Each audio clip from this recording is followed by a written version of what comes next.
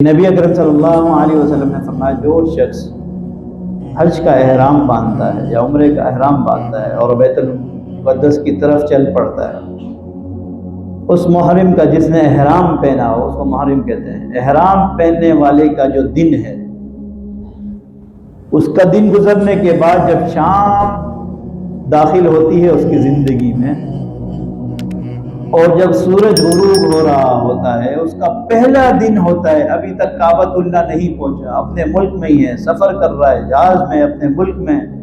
نیت کر چکا ہے عمرے کی، حج کی، احرام کی 2 چادریں باندھ چکا ہے،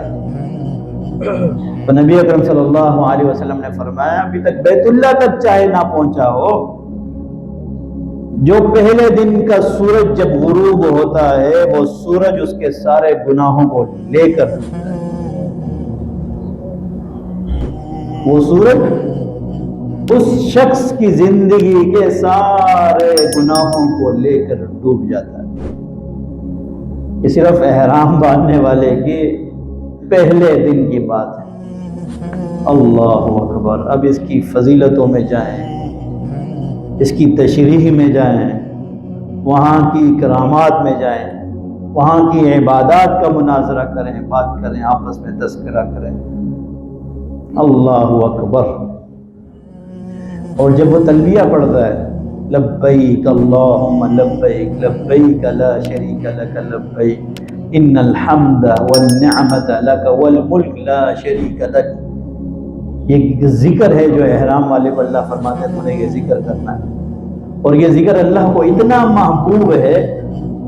نبی اکرم صلی اللہ علیہ وسلم کا فرمان ہے جب بھی محرم احرام پہننے والا یہ ذکر کرتا ہے، اس کے آس پاس رہنے والی اللہ کی ہر مخلوق، چاہے درخت ہو، درخت کا پتا ہو، ہوا ہو، جاندار ہو، بے جان ہو، پتھر ہی کیوں نہ ہو، زمین کے مٹی کے ذرہ کیوں نہ ہو، وہ ذرات ہی کیوں نہ ہو، اس تلبیہ پڑھنے والے کے ساتھ ساتھ یہ ذکر پڑھتی ہے،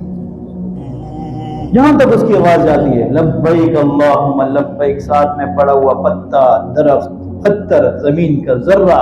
اللہ کی حمد اس کے ساتھ بیان کرتا ہے۔